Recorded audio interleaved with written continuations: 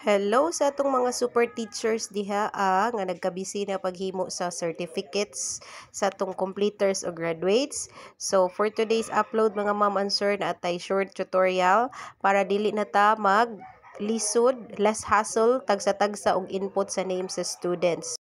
So first step, of course, dapat ready na ang imuhang template sa certificate. For the second step, dapat na kay naka-ready daan nga names sa students. So, pwede na nimo i-type sa Excel. Sa first cell, type lang ka og name of students or list of students for certificate.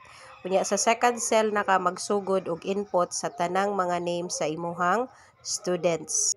For the third step, balik ka dito sa imuhang certificate nga format or template. Tapos, i-click sa taas na ay nakabutang mailings.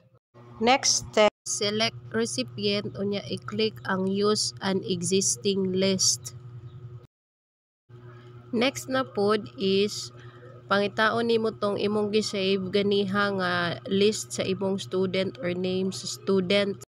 Tapos i-click lang na siyang okay. Next na pod, click insert merge field kanang nasa taas niya, click name of students. Then kahuman, need i-highlight ang name of students. Highlight na siya kanang name of students. Then kahuman sa taas, i-click nimo tong finish and merge. Tapos pangita ang edit individual documents. And then click lang na siyang okay. Onya, tadan! Magic! Charot!